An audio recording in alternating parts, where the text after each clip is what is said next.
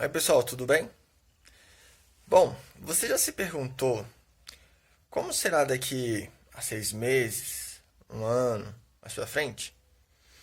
Bom, antes de seguir nesse assunto, vou te contar a respeito da Dona Ilma. Quem é Dona Ilma? Bom, é o seguinte, Dona Ilma é uma senhora, né, acima de 50 anos, é minha vizinha. Toda vez que a Dona Ilma me vê, ela oferece café. Parece minha avó. É um amor de pessoa. Muita gente boa. Porém, Dona Ilma, ela se encaixa no quadro, né? De pessoas que têm um alto risco de contrair o coronavírus, né? E eu insisto para Dona Ilda ficar em casa. Afinal, ela faz parte do grupo, né? Então, o que que eu fiz e me propus a fazer? Tudo que ela precisa, eu vou no lugar dela e compro. Pago uma conta, vou na farmácia, vou buscar álcool quando eles distribuem. Tudo para ela não sair de casa. Por que que eu faço isso? Porque eu gosto muito da Dona Ilma, né? E eu sei que a saúde dela está em risco, né? É, eu passei a entender isso, né? O verdadeiro sentido de ajudar quando eu vi, né, o grande número de pessoas falecendo, né? Pessoas que contraíram esse vírus. E no início, né, quando tudo começou, confesso para vocês que eu fiquei muito medo, com muito medo. Esse sentimento de medo fez com que o primeiro pensamento que veio à minha cabeça é: vou ficar em casa, vou me esconder, né? É uma forma de me precaver, é uma forma mais segura, né? De não contrair esse vírus. E aí eu fui buscando informações e parece que quanto mais eu me alimentava de informações muitas vezes absurdas, né? Eu ficava com mais medo ainda. E confesso que chegou um momento que esse medo ele começou a me dominar. Eu comecei a não analisar essa situação de uma forma racional. E aí eu sei que algumas pessoas também estão pensando assim, pelo fato de estar com muito medo, né? Você levando somente a consideração de estar com medo, esse sentimento aí que acaba nos levando a focar somente na nossa sobrevivência. Bom, passado um tempo, nos dias de hoje, eu comecei a pensar por outros olhos. Comecei a ver por outros olhos, tá? E pensar de uma forma mais racional. Se a gente for parar para pensar, para analisar, a gente tem dois tipos de desafios. O primeiro desafio é o coronavírus, né? A gente contrai a doença e muitas das vezes a gente pode estar com ele, pode ser que ele não faça nenhum mal, né? Porque a gente tem algumas classes de riscos, né? Tem os idosos, né? Tem as pessoas que têm doenças que já agravam o seu quadro, né? Pessoas que já têm pneumonia, pessoas que já têm bronquite, asma, pessoas que têm problema no coração, pessoas que têm diabetes, pressão alta e por aí vai. Essas pessoas, quando entram em contato com o vírus acaba agravando a situação delas, né? E pelo que eu tenho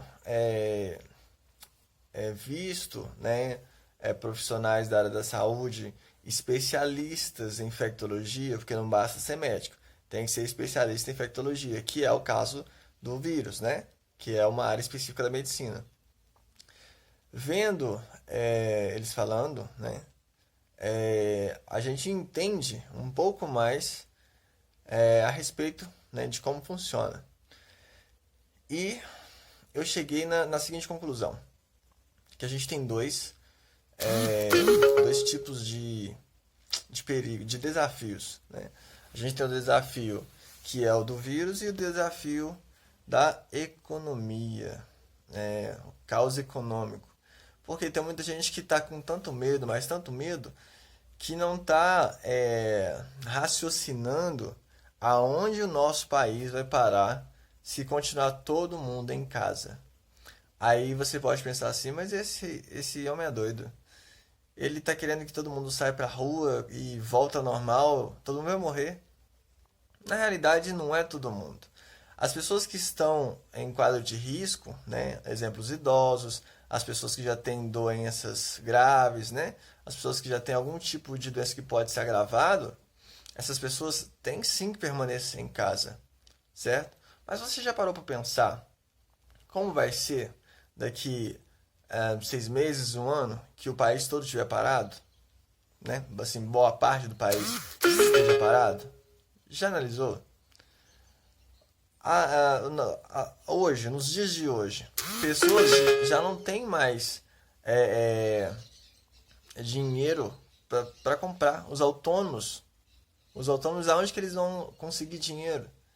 Aí você fala assim, mas o governo vai ajudar. Tá, mas o governo está tirando esse dinheiro de onde? Do cofre dele, certo? E mais para frente, você acha que o governo vai tirar dinheiro de onde? Para suprir as necessidades do nosso país. E aí, como é que vai ser? Já pensou nisso?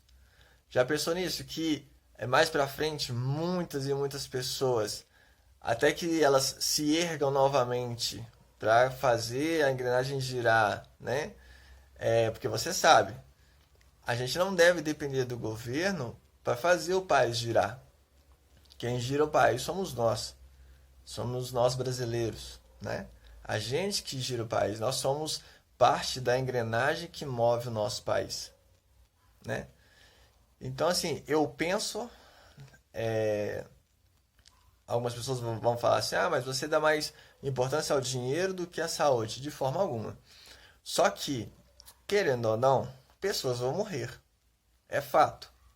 Não tem como evitar, certo? Só que, se as pessoas não morrerem da doença, do vírus, pode ser que lá na frente muitas pessoas venham morrer sim, mas de necessidades. Entende? Necessidades básicas. Porque o nosso país vai chegar no momento que não vai ter dinheiro. Aonde as pessoas vão encontrar dinheiro? Como elas vão se alimentar? Já pensou nisso? Talvez você que esteja empregado pense assim, ah, eu tenho um emprego. Tá, mas e quando voltar? Será que você ainda vai ter seu emprego? Será que as empresas elas vão continuar com os trabalhadores, a quantidade de trabalhador, sem ter mercado para isso? Lógico, porque a maioria dos países investiu o dinheiro na saúde, em recursos. Será que os outros países, os outros estados, as próprias pessoas vão ter dinheiro para comprar o produto e fazer a roda girar? Será? Ou de repente, quando voltar, quando passar essa crise toda e a gente permanecer dentro de casa, as empresas não vão mandar as pessoas embora porque elas não terão o fluxo de produção que elas deveriam ter, porque perdeu o mercado? E aí? Comércio fechando? Pequenas empresas fechando? Já pensou nisso? Acho que a gente devia pensar um pouco de forma racional e deixar um pouco esse sentimento de medo de lado, o qual está tomando conta da maioria do nosso país. Raciocina comigo. No tempo de guerra, Primeira, Segunda Guerra Mundial que teve, você acha que todo mundo ficou dentro de casa? Ou você acha que os mais frágeis, os mais fracos, ficaram dentro de casa e os mais fortes saíram para a luta? Você ama o seu país? Você ama realmente o seu país? Então lute por ele. Faça por onde?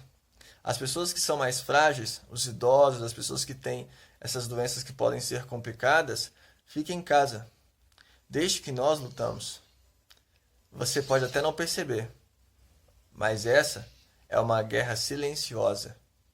E se a gente não acordar para a vida, a gente vai perder. De uma forma ou de outra. Eu não sei vocês, mas eu prefiro lutar do que ficar parado. Essa é a minha opinião, tá bom?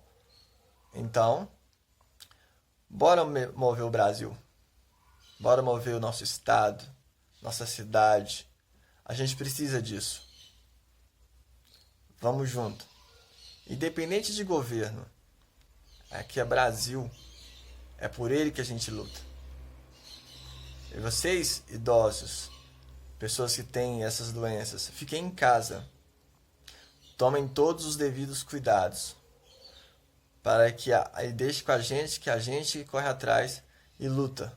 Não somente por vocês, mas pelo nosso país, pelo nosso Brasil. E se você achar que de repente, mas eu vou sair, aí eu posso levar para casa. Não. O governo ele deixou algumas instruções de como prevenir, de como evitar a contaminação. Não dependa do governo para evitar a contaminação de outras pessoas. Você é responsável por isso. Você é responsável pela sua casa. Na sua casa quem manda é você. Então, se você sabe como fazer, faça. Trabalhe, chegue em casa, crie hábitos que vão impedir do próprio vírus de entrar na sua casa e contaminar a sua família. Você é responsável pelo que acontece com a sua família.